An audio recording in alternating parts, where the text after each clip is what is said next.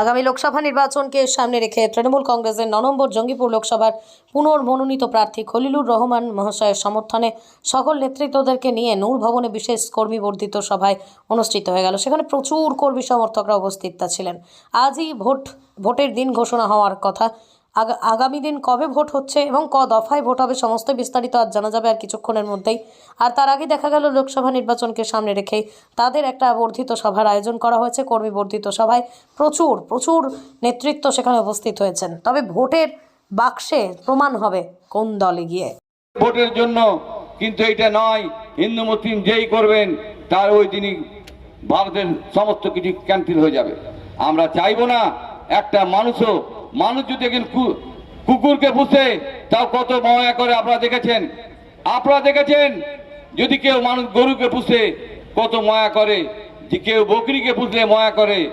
আমাদের সরকার, বিজেপির সরকার, মানুষের প্রতি যার দরদ নেই সে মানব দরদি কি করে হবে?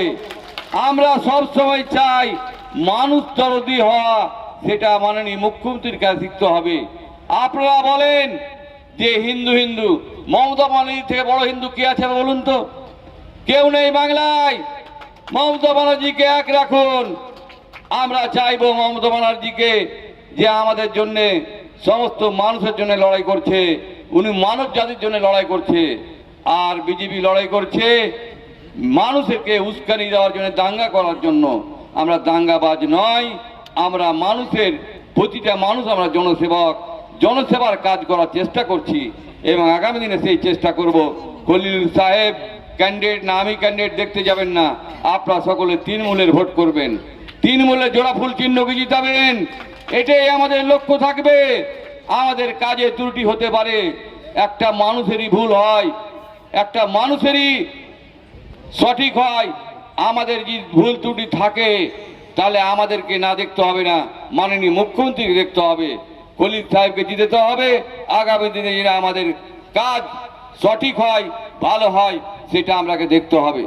এবং আপনারা খলিল সাহেবকে জিতান। খলিল সাহেবকে জিতা মানে মাননীয় মুখ্যমন্ত্রীকে জিতা। তাই মাননীয় মুখ্যমন্ত্রীর জন্য আমরা কাজ করব সকল মিলে। এই অঙ্গীকার করে আপনারা আজকে যাবেন, গিয়ে আপনারা এলাকায় নামবেন। আমি বক্তব্য বেশি রাখতে পারছি না, কারণ আপনারা জানেন আমি 7 দিন হলো অপারেশন হয়েছি। সকলকে আমার সালাম নমস্কার জানাই এবং ভালোবাসা